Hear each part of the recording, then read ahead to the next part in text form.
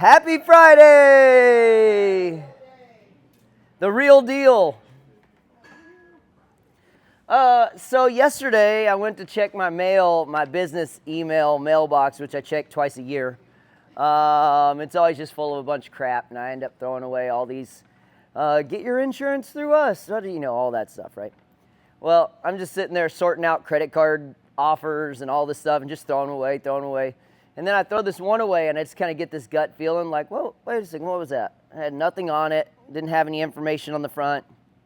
And I open it, and it says, Longhorn Strength and Fitness, best gym in Azle for 2025. Pretty cool. That's us. That's y'all, actually, is what it is. And then I was like, what? I don't remember filling anything out or doing anything like that. It's recognition of the leaders in your area and each individual business type. And it says, congratulations on an outstanding achievement. This is earned not by application or nomination, but by authentic feedback of your own customers.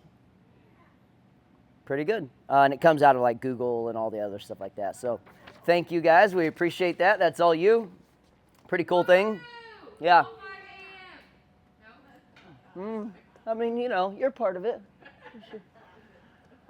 Anyway, which does go to explain, if you guys have never left us a review, please do. That actually makes a difference. I had a lady reach out to me yesterday. It's supposed to come in today because she read a review and was like, that's exactly what I need. And I don't remember whose review it was. I think it might have been Josh's. But, and she said, when I read this, I realized this is the place I need to go to. So y'all's perspective on a review speaks to people who are in the place you used to be in, and it helps them to understand where to go. Because as far as everyone else knows, a gym's a gym. Everything's the same, right? So they only know what they can get based on what you guys share. So if you ever feel like taking the time, that's cool. It helps people. Anyway, today we are going to do pretzel stretch, so 30 seconds of that. And you're going to cross that leg under, one leg over the top, hug that knee, hold.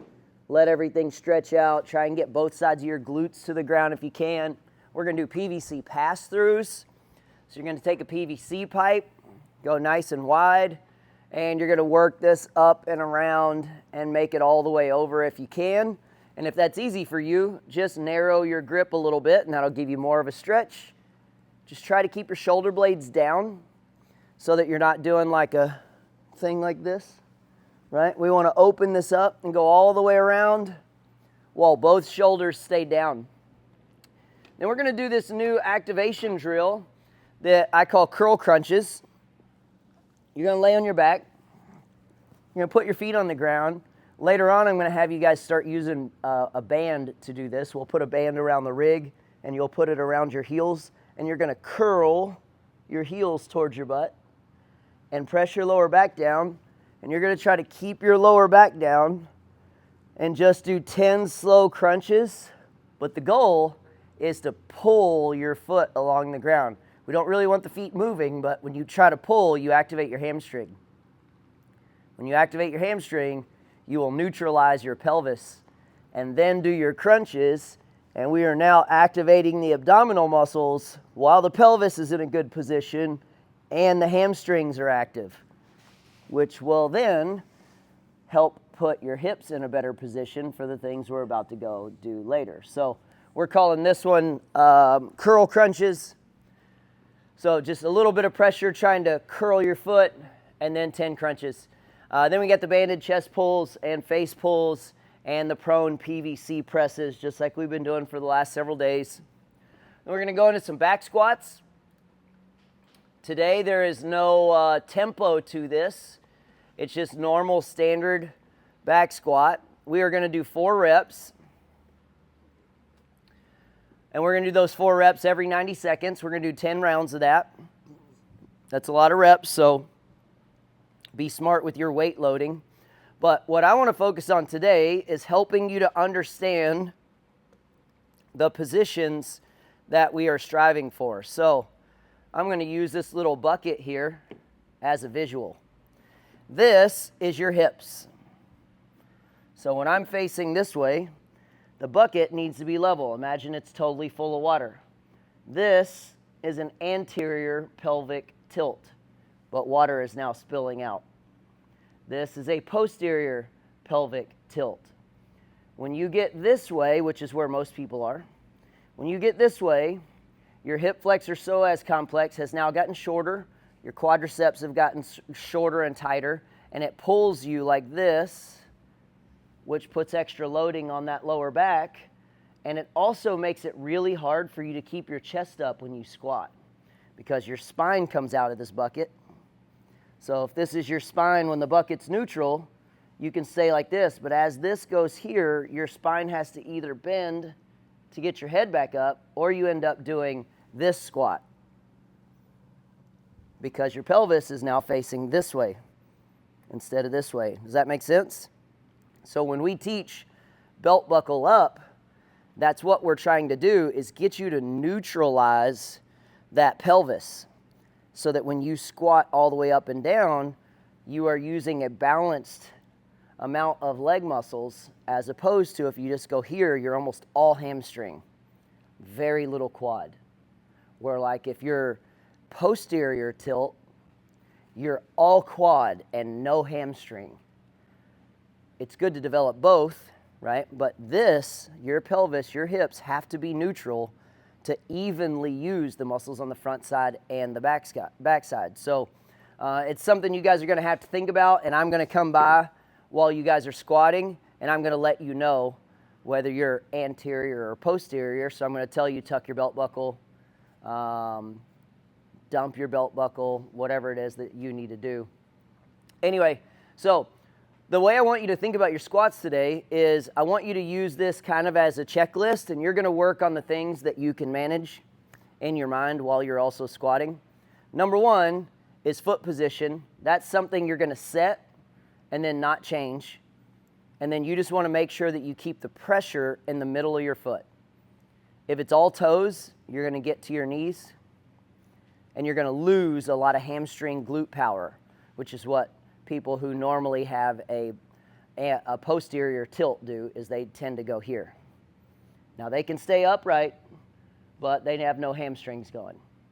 And then on the opposite side, the people that go anterior tilt, they tend to go here and they're all heels, which is a ton of hamstring, which is great for deadlift. But in the squat, you're now so far back that you're not gonna squat down deep enough because you're not using your quads and you're unstable. So we need to meet in the middle there. So foot position's really important. Put them somewhere near shoulder width. Everyone's different here, and there's not necessarily this is the right width for your feet. You get different things the wider your feet go and the closer your feet go, but as a neutral stance, somewhere near your shoulders. Feet slightly out. Get them nice and level, and then put all the weight in the middle of your foot. And then as you squat down, you're gonna try to, whatever we need to fix for each one of you, I have to tuck my belt buckle, tighten my abs, and then work on squatting. For me, I have to kind of aim my tailbone to go down right behind the edge of my heels. Because I'm an anterior tilt, I tend to do this. And my hips are way out here. And it makes it where it's hard to get down to depth. I get a ton of hamstrings, but I get very little quads. I know a lot of you guys are shaking your head because you understand.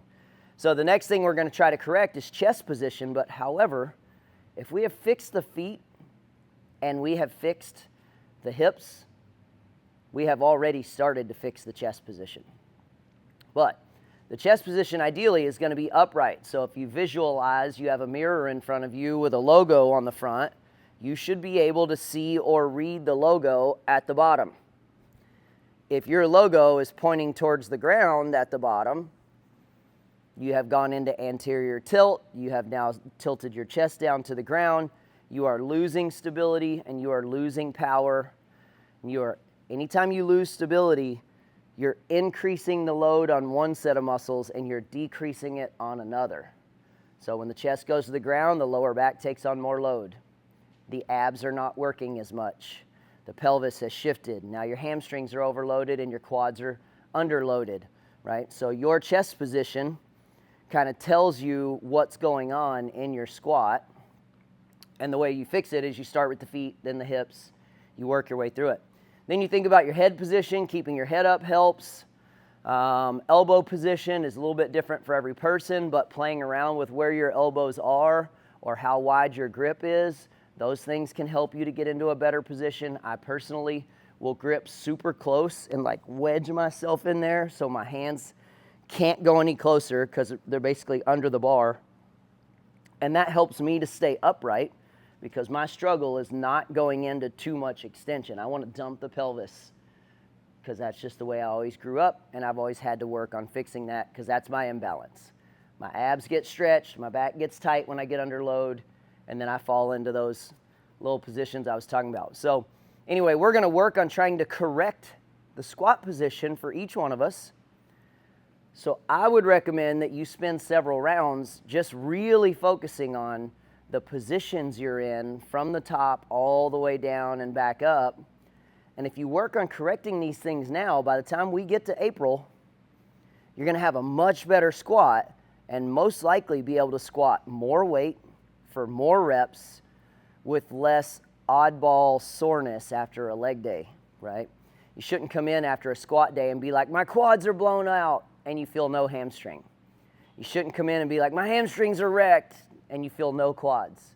That's a sign of an imbalance, which then affects a whole bunch of other things. Anyway, so we're going to go through 4 reps every 90 seconds, and we're going to try to mimic this position right here and obviously get down to full range of motion.